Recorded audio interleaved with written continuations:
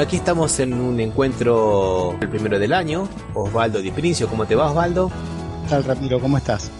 Muy bien, en esto que se llama Café Mercosur, nuestro encuentro periódico para hablar de temas de la realidad especialmente jurídico de los países del Mercosur, ¿no?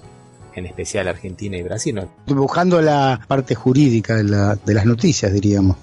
Me gustaría, Osvaldo, que hiciéramos una pequeña referencia al programa que hicimos hace 15 días, el programa número 22, en el que hablábamos de las redes tóxicas, las redes sociales tóxicas. ¿Te acordás, Osvaldo? Sí, sí. Porque ahí hacíamos una advertencia, porque si bien estaban siendo utilizadas con una finalidad política, en el caso de Brasil, derrocar a Dilma Rousseff, y en el caso de Argentina, impedir la continuidad del gobierno del Frente para la Victoria. ¿No es verdad, Osvaldo? Sí, acá se usó hace ya 3 o 4 años por lo menos que viene, y todavía la gente que trabajó en ese sentido parecería que seguiría trabajando apoyando al gobierno actual. Sí, pero que colateralmente ha ido formatando una especie de mentalidad, creando un nuevo ser político neoconservador, neoliberal en lo económico y neoconservador, que es bastante peligroso, que ya habíamos visto que también había ocurrido un poco en otros lugares, ¿no es verdad, Osvaldo? Sí. Y esto lo traigo a cuenta por el hecho de, no me gustaría llamarlo una tragedia para la familia, pero fue una carnicería que realizó un bioquímico aquí en la ciudad de Campinas, en el estado de San Pablo, la noche del 31 de diciembre, en el cual él entró a la casa de la familia de la ex esposa, saltó el muro y mató a 13 personas, incluyendo al propio hijo. ¿Y qué tiene que ver esto con las redes sociales tóxicas? Bueno, justamente este hombre, antes de cometer esta barbaridad, esta verdadera carnicería, dejó en el Facebook una carta a su hijo, una supuesta carta abierta a su hijo. Y en esa carta abierta podemos encontrar todos los elementos que habíamos descrito en el programa, Osvaldo. Podemos encontrar un machismo exacerbado, ya prácticamente rayano con la misoginia, una aversión a los derechos humanos, inclusive lo dicen en palabras pero muy brutas, ¿no? Por ejemplo, que él va a ir preso y que como preso no va a tener que trabajar y que va a tener toda la gente de los derechos humanos, porque los representantes de los derechos humanos solo saben defender presos, y le echa la culpa a la corrupción del país y fundamentalmente a las instituciones que protegen a la mujer. Habla de forma irónica de la ley María da Peña, a la cual él la bautiza como ley Vadía da Peña, lo que podríamos traducir a portugués como puta da Peña. Uh-huh. Y dice claramente no soy machista, pero las mujeres son embusteras y muchas otras cosas más. Es un rosario de todas las cosas que nosotros hemos descrito en el programa de diciembre. Y me parece importante, aparte de la noticia que vos estás comentando, que yo no conocía, es que vos te escuchaba que decías que el que cometió este atroz crimen es un bioquímico. Bueno, es una de las cosas más interesantes, Osvaldo. Estas redes tóxicas hacen más víctimas entre estos pequeños profesionales. Claro, porque parecería que ese tipo de delitos también no siempre son atribuibles, o sea, son atribuibles a las clases más bajas. Y sin embargo el bioquímico evidentemente tiene una posición más sólida y aparte notaba también otra cosa que me interesaba, que hacía un ataque también en su carta abierta o carta en Facebook, no sé cómo llamarla, atacaba como al garantismo, ¿no? Sí. Como una manera de estar frente al derecho. Sí, exactamente, y lo dice con todas las letras, sin eufemismos, inclusive habla de los vagabundos de los derechos humanos. Acá la palabra vagabundos en portugués tiene un sentido mucho más fuerte que en español. O sea que es más fuerte que en español. Y lo dice, si me meten preso voy a tener 3 alimentaciones completas, baño de sol, un salario, no precisaré levantarme temprano para ir a trabajar, voy a tener representantes de los derechos humanos, no voy a perder 5 meses de mi salario en impuestos. Sí, un rosario, la verdad, de atrocidad. Sí, sí. Cuando dijiste del vagabundo de los derechos humanos, me hace acordar un poco lo que decía el que fue secretario de Cultura en la ciudad de Buenos Aires, que también tenía esos términos con respecto como que eran comerciantes de los derechos humanos, ¿no? Aquellos que habían lucrado, decía, con los derechos humanos, o sea... Darío lo pérfido.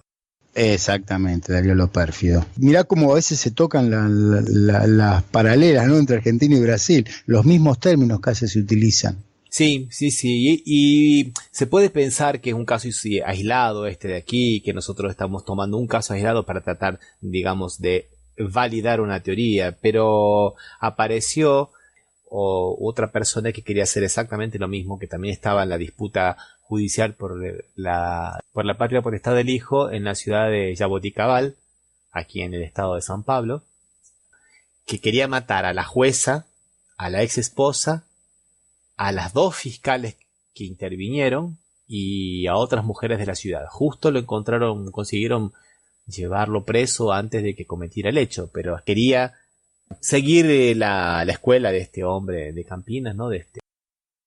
¿Y cómo es el tratamiento de la prensa, Ramiro, en este caso? O de la prensa, o a veces yo también lo que me gusta hacer es leer los comentarios que salen en las noticias en los diarios, para ver qué es lo que piensa. ¿Cómo lo trata la prensa una cosa así? Buena pregunta. Vamos a separarlo por dos lados. Por un lado, la prensa, como una persona de clase media, no usa la palabra que habitualmente se usa, que es la palabra carnicería, que en portugués es chacina.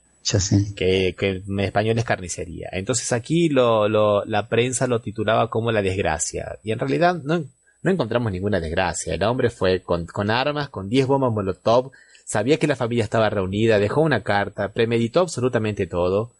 Entonces no podemos hablar de que sea una desgracia. Sí, podemos decir que es un desgraciado de última el tipo. Sí, pero no una desgracia. Excelente, Osvaldo, es verdad. Y después, en el portal G1, que es la página web de la Globo, aparecieron muchísimos comentarios apoyando a este asesino, de otros hombres, diciendo que también pasaron por situaciones iguales y que los derechos humanos en realidad sirven nada más que para los bandidos y no para la gente de bien, este concepto, ¿no? Yo soy una persona de bien, este concepto que se escucha tanto en Argentina inclusive, ¿no es verdad, Osvaldo? Sí, dice construir un otro siempre como el dueño del mal y yo soy el dueño del bien, yo soy el poseedor del bien y el otro es el mal siempre.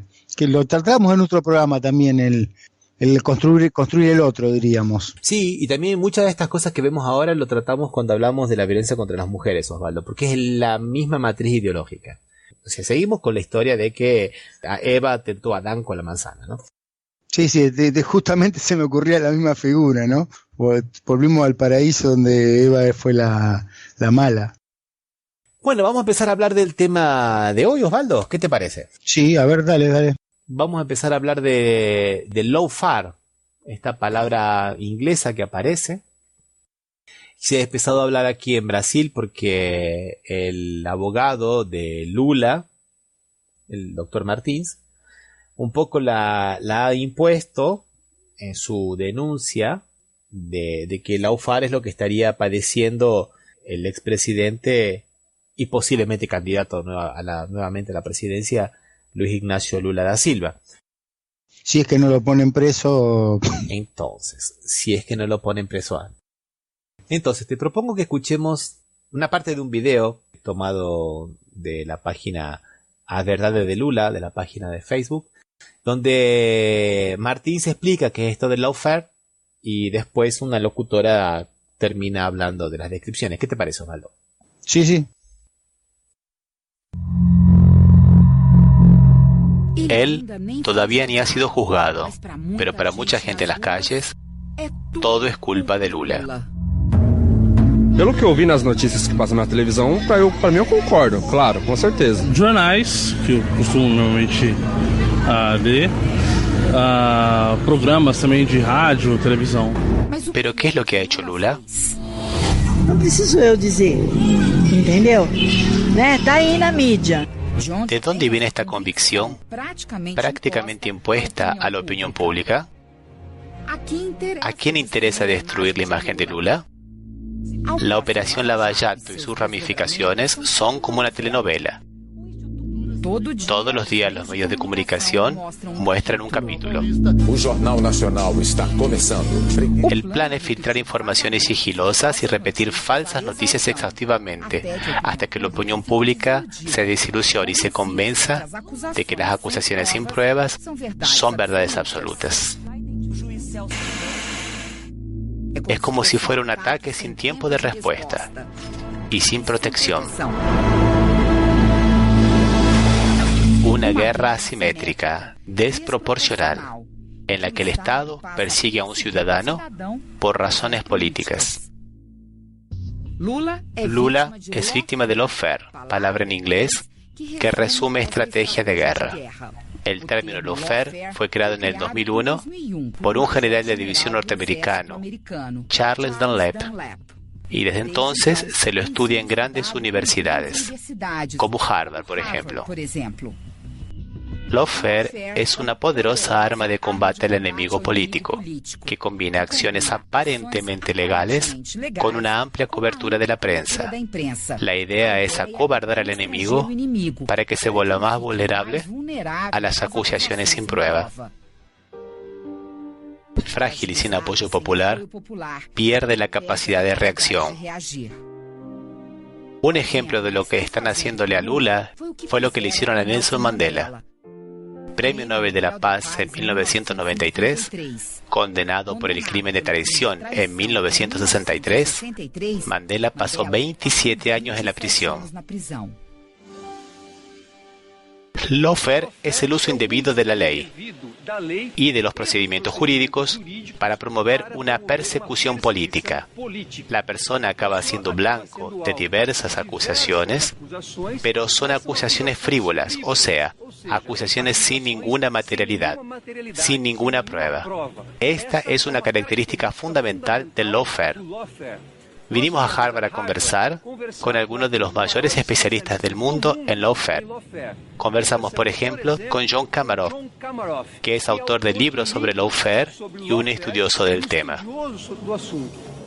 John Kamaroff, tras analizar los documentos y las informaciones que le trajimos, concluyó sin duda alguna que Lula es víctima de lawfare. Para destruir a una persona, el lawfare usa las siguientes tácticas: abusar de las leyes para deslegitimar y damnificar la imagen pública del adversario, usar el proceso legal para cercenar la libertad, amedrentar y silenciar, influenciar la opinión pública negativamente, para anticipar juzgamientos e impedir el amplio derecho de defensa, cohibir a los agentes públicos y amilanar políticos para impedir el uso de mecanismos legales de defensa. En esta guerra, como en todas las otras, la primera víctima es la verdad. La justicia y las leyes no pueden ser usadas con la finalidad política de perseguir a una persona. En el caso de la Lavallato, los hechos no importan. Lula es el que importa. Bueno, Osvaldo, vamos a ver entonces cómo se da esta táctica del lawfare en Brasil y en Argentina. ¿Qué te parece? Sí, me gustaría que aclares un poco, porque en realidad como la palabra no tiene una traducción literal, porque es nace hasta donde tengo entendido yo, vos me decís si estoy equivocado, Ramiro, que nace del warfare, de la guerra, diríamos. La palabra y se conforma con ley y guerra, sería, ¿no? Sí, exactamente. Sí, o sea, como una especie, no sé si decirla guerra legal, porque guerra legal da la idea de una cosa legítima, ¿no? Una guerra legal, una contienda legal. Pero este lawfare sería, yo lo diría más una especie como de guerrilla jurídica. Sí, o utilizar la ley como arma para atacar al inocente, diríamos, ¿no? En realidad, o sea, no sería una guerra legal, sino que la ley misma sirve como arma. Y aquí es interesante que has colocado una cosa, Osvaldo, porque no es una guerra legal, no es tampoco la utilización de la ley. Es como explicaba el vídeo, es utilizar los procedimientos legales. Claro, sí. Pero sí, sin la materialidad.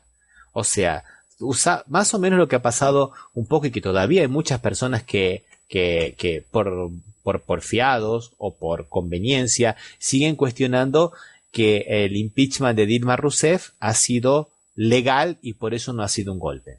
Y no ha sido legal, ha sido procedimentalmente regular, porque se han seguido los procedimientos, pero ha faltado la materialidad, ha faltado demostrar la improbidad. Entonces, en estos casos es lo mismo, se sigue un rito, una fórmula, hay audiencias, se aportan pruebas, pero lo que muchas veces falta es tener claro de qué se acusa a esa persona. Claro, o sea, la forma o el rito no lo transforma en que sea legítimo o legal. O sea, los juicios de la Inquisición tenían un rito muy estricto, pero eso no lo transformaba en que sea legítimo. Esto pasaría lo mismo acá, o sea, que se respete el rito no garantiza que se asegure la defensa en juicio. Porque muchas veces no se sabe ni siquiera de qué se acusa a las personas. Claro. Sí, se está afectando el desconocimiento de qué se está acusando, ¿no? Y aparte la prensa sirve para hacerlo más oscuro todavía, confundiendo los términos o diciendo cosas que no son. Acá la versión que había es que a Dilma la acusaron de diarios muy importantes de nuestro país, editoriales del diario La Nación lo dicen, de que a Dilma se la acusa de corrupción y por eso se la destituye con el impeachment, y en realidad no. No se le ha comprobado ningún caso de corrupción. No se le ha comprobado ningún caso de corrupción. Y lo mismo podemos ver en muchos otros procesos, Osvaldo. Vamos a verlo más específicamente en la segunda parte del programa, cuando veamos un poco de Argentina y de Brasil, pero creo que hay una cosa que nos tiene que quedar clara. ¿Qué es un delito? Para que una persona vaya presa tiene que cometer un delito. ¿Y qué es un delito? Una acción típica, jurídica y culpable. El primer elemento es una acción, o sea, una acción que produzca algún perjuicio o que de alguna manera vaya en contra del ordenamiento jurídico. ¿No es verdad, Osvaldo? Sí, no, o sea, no puede haber un delito por omisión. Y sin embargo, hemos visto, por ejemplo, que en el caso de Milagro Sala, hace 15 días atrás, se la acusó de ser instigadora de una persona que no fue instigada. Sí. O sea, ¿dónde está la acción? Ella instiga a alguien que no se instigó. Sí. Es un delito imposible. Bueno, y ese caso que hemos colocado de Milagro Sala, vamos a ver que es lo que más o menos se viene planteando tanto en Argentina como en Brasil, porque en realidad los móviles son políticos. Se busca deslegitimar políticamente algún actor importante de la vida política, diríamos. En el caso de Lula, en el caso de Dilma, en el caso de Milagro Sala, y a través de Milagro Sala podríamos llegar a Cristina, diríamos. Sí. De Kirchner.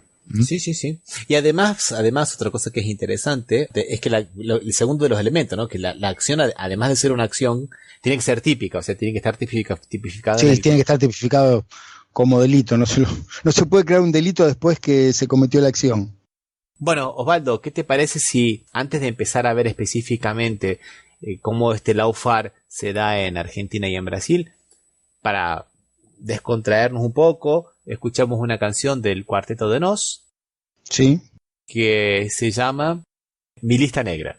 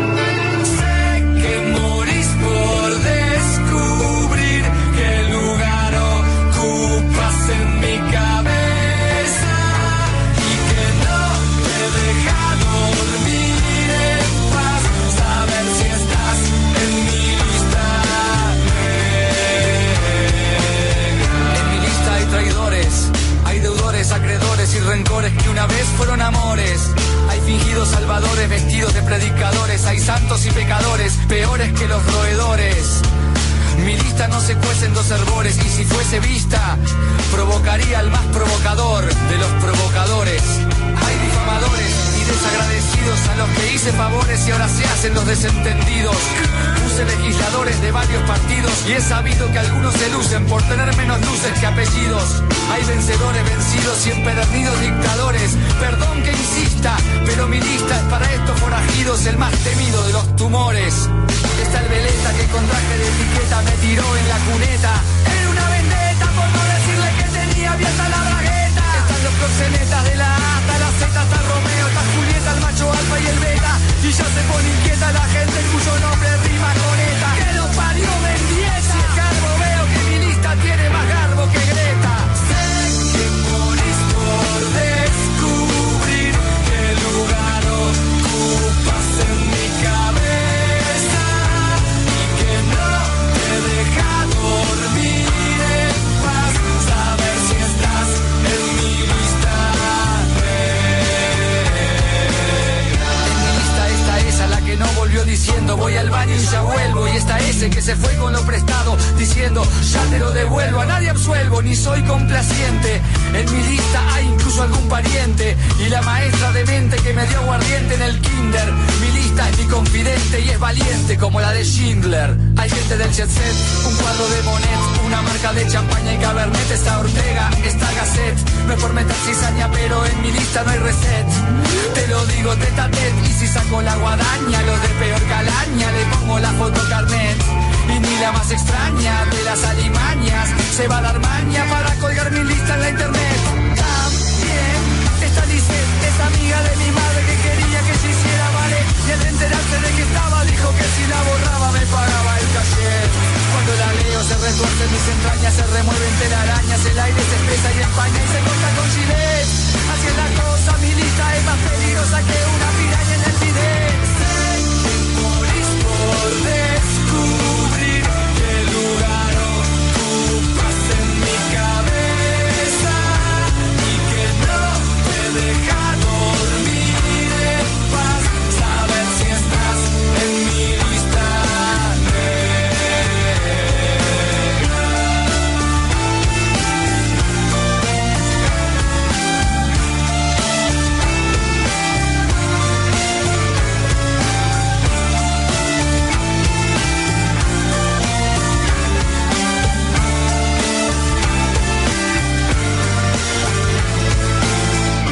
revista y veo el patrón clasista que me echó porque le surgió en su terapia conductista. Y por oportunista están él y su analista. En mi lista hay gente que se pasó de lista. Además están esos que no estuvieron cuando yo esperaba que estuvieran ahí. Y los que de mí se rieron cuando caí. Esos también están aquí. Mi lista es amarga y es más larga que el número pi. Mi lista es mi tratamiento en épocas de abatimiento. Es mi escondite y mi aliento frente al padecimiento. Es mi primer y único mandamiento. Es un documento y en ella están los nombres causantes de mi sufrimiento. No miento, mi lista es mi instrumento y no sabe de miramientos. Así que lo siento, que la muestro, que la preste va a ser más difícil que verle la sombra al viento. Sé que morís por descubrir qué lugar ocupas en mi cabeza y que no te deja dormir en paz. Saber si estás en mi lista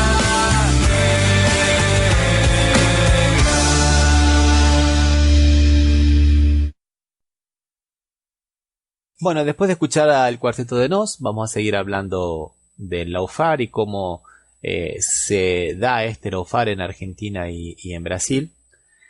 Lo primero que se me ocurre es pensar en los casos de Brasil, Osvaldo. Primeramente, una de las cosas que el mismo vídeo les hablaba era de las filtraciones de informaciones sigilosas o que por lo menos tendría que estar en el secreto de sumario. Esto aquí, Osvaldo, ya lo habíamos hablado, el juez Moro en Operación Lavallato dejó trascender grabaciones de comunicaciones. Exactamente. Pero ahí es más grave todavía porque no tenía autorización no solo para hacerla pública, no tenía autorización para intervenir los teléfonos. Bueno, primeramente que no tenía autorización para hacerlas públicas, porque por la ley, todas las grabaciones, las escuchas que se realicen y que no sean provechosas para el proceso deben ser eliminadas, no pueden darse a publicidad. Y acá se dio a publicidad. Inclusive fue una de las cosas que el ministro Gilmar Méndez le enrostró a Moro en una sesión de la Cámara de Senadores cuando se discutía la ley del abuso de autoridad, porque eso es abuso de autoridad, porque es actuar en contra de lo que dice la ley. Sí. Segundo, algunas de las comunicaciones eran muy sigilosas porque eran entre Lula y el abogado. Sí. Y tercero, hay una que es una comunicación entre Dilma y Lula, cuando Dilma lo nombra ministro a Lula, y que no fue una escucha telefónica, fue una escucha aérea. O sea, le plantaron un vehículo a Dilma en la casa de gobierno para que haga una escucha de todo lo que se venía hablando en el propio gobierno. ¿Se entiende, Osvaldo? Sí. Estaban espiando a la presidenta, no es que le habían pinchado el teléfono, porque no solamente se escucha la conversación de Dilma con Lula, sino se escucha antes de que comience la secretaria de Dilma, que es la que está haciendo la llamada, antes de que empiece a hacer la llamada se escucha la voz de esta mujer. Sí. Y después las cosas que se dicen, Osvaldo, es lo que decíamos. Se sacan, por ejemplo, en una de las escuchas aparece Lula hablando con un politólogo y después de que lo habían llevado forzosamente a declarar y que casi lo llevan preso a Curitiba, y un hombre que estaba sinceramente en estado de excitación. Y decía algunas cosas como, bueno, estos jueces que de Curitiba que se creen, ¿no? Entonces eso ya fue tomado como obstrucción de la justicia. Sí.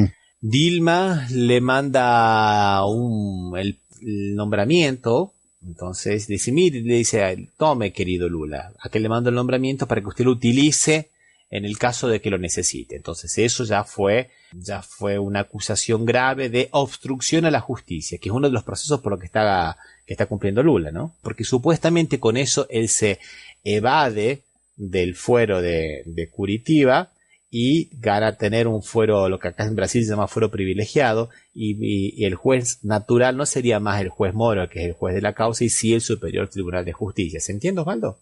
Sí. O sea, en realidad no hay obstrucción a la justicia. Acá cuanto mucho lo que podemos hablar es de un cambio de competencias, ¿o no es verdad, Osvaldo?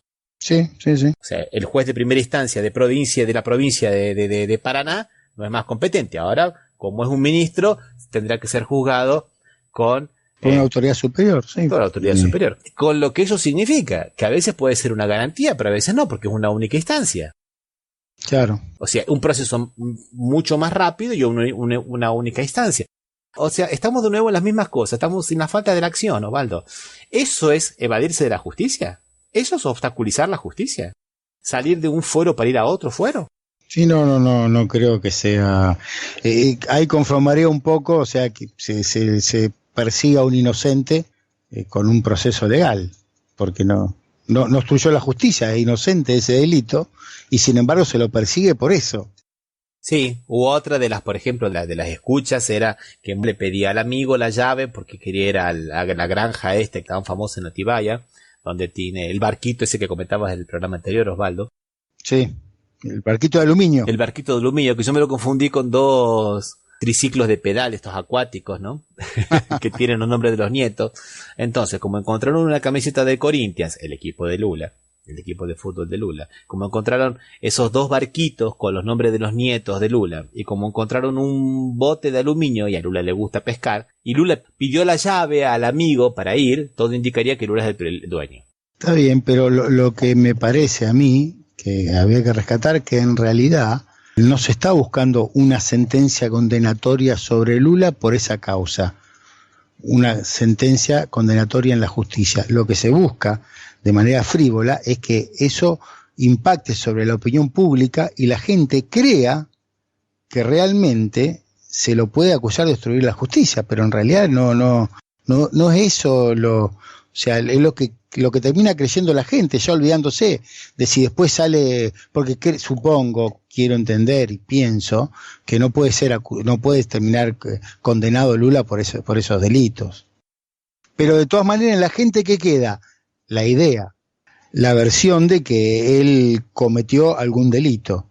Como dice en el video, que nosotros no lo pusimos todo, pero lo dejaremos en la página, cuando se le pregunta a las personas, ¿y por qué usted cree? Y bueno, no necesito decirlo yo, dice una señora. Está ahí, en los medios. Bueno, haciendo un parangón, que es más triste porque no es una persona de la calle o un reporteado por un periodista. El presidente de la República, de la manera más frívola, cuando hablaba de Milagro Sala, dice, y no, la gente piensa que ella es culpable.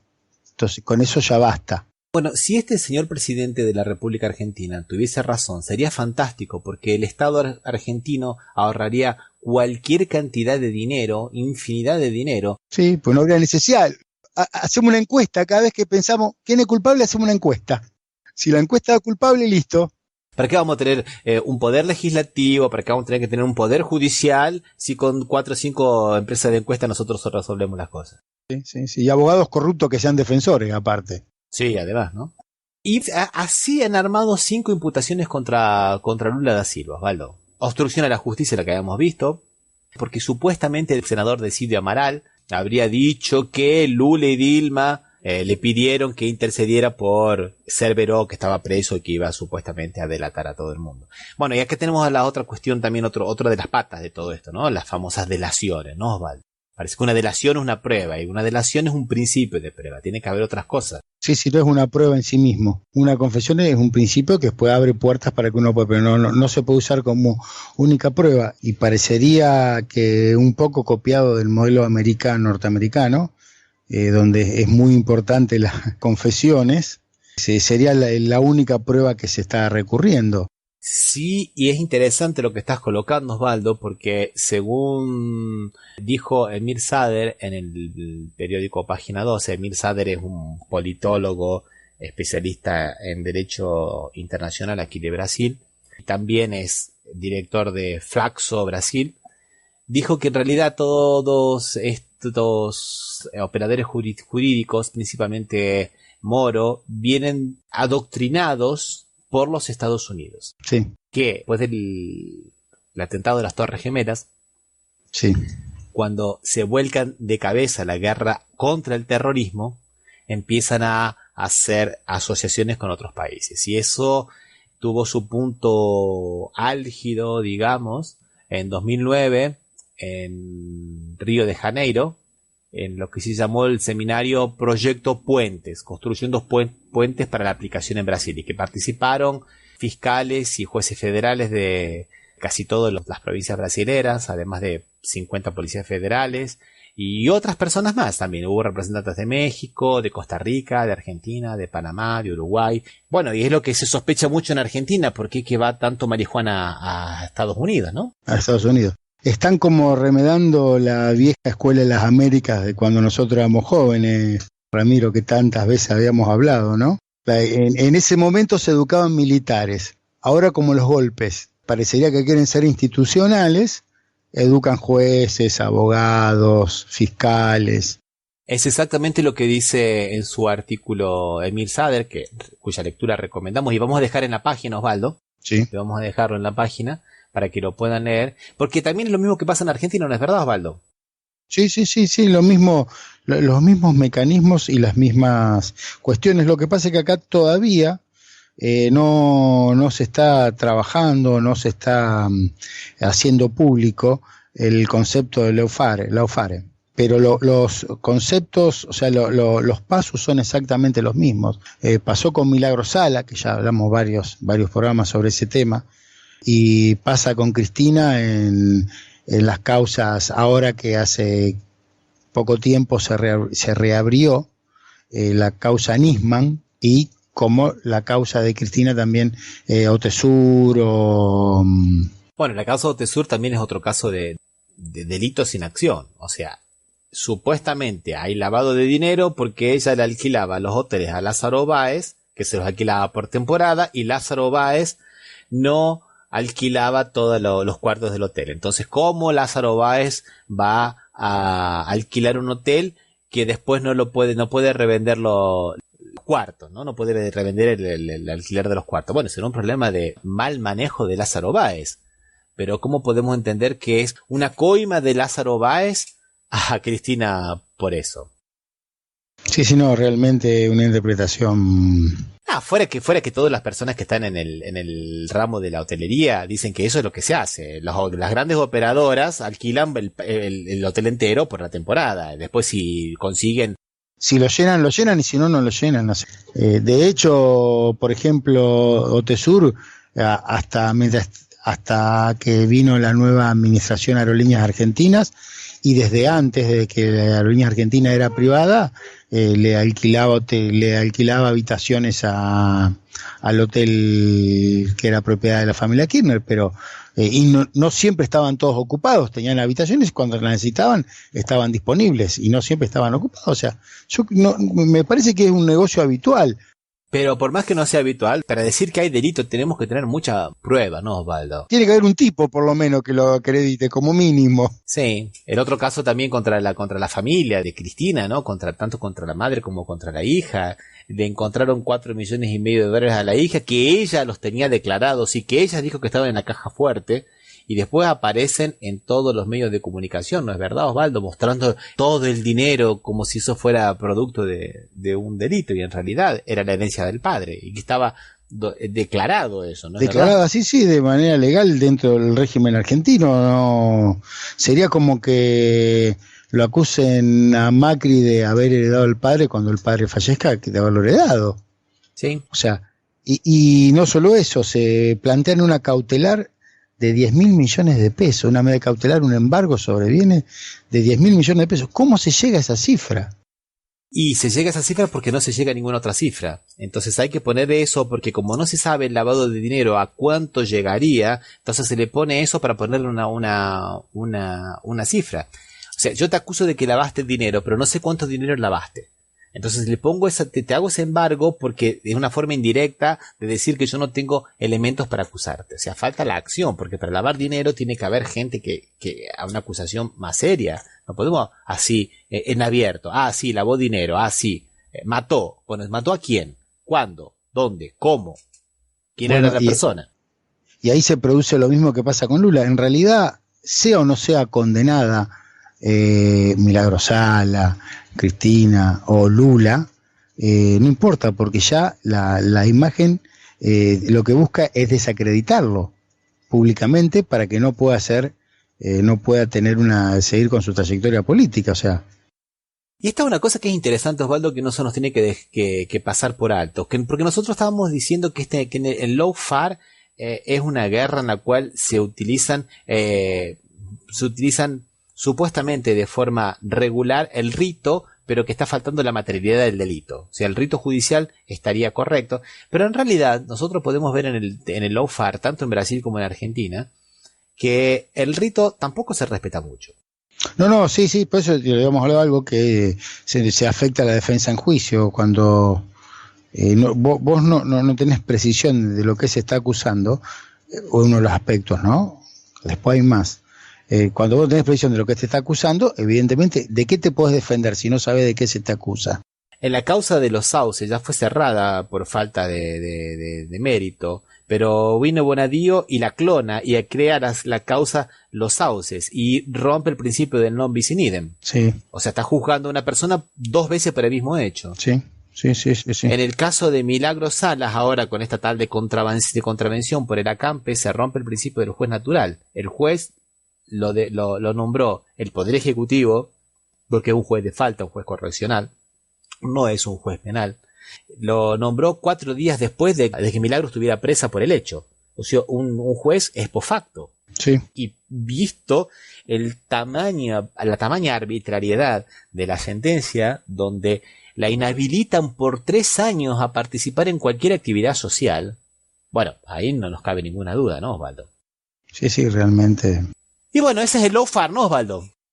Eso sí, tal cual, este neologismo en estas épocas donde... Reina la posverdad, ¿no? Sí, la posverdad, por eso estoy diciendo, cuántos nuevos términos que no existían y que parece que en un mundo tan interdependiente ahora están naciendo y se están disociando. Nosotros éramos de la época, ¿te acordás cuando estábamos estudiando? Que era la época del posmodernismo. El posmodernismo ya es antiguo.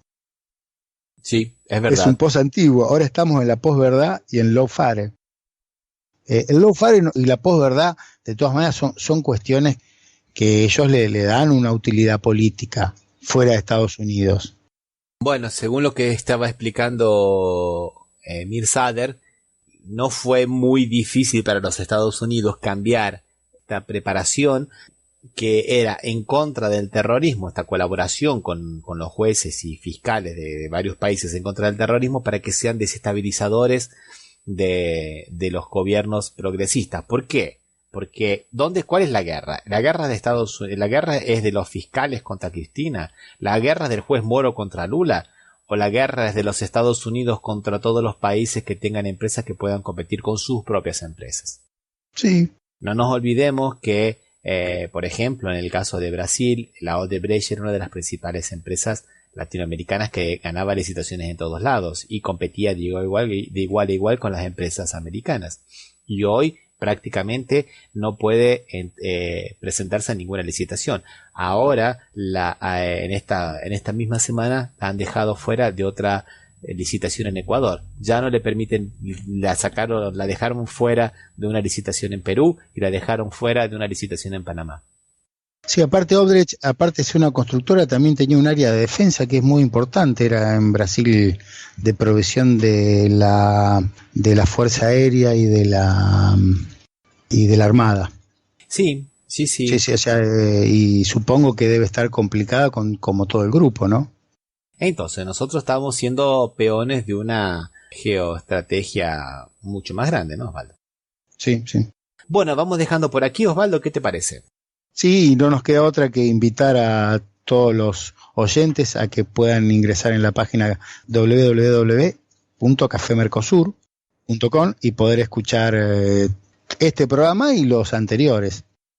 Y video completo que vamos a dejar y la nota de Emil Sader también, ¿no? Sí, que un poco complementan la idea del lawfare. Bueno, Osvaldo, hasta la próxima entonces, un abrazo. Hasta la próxima, un abrazo.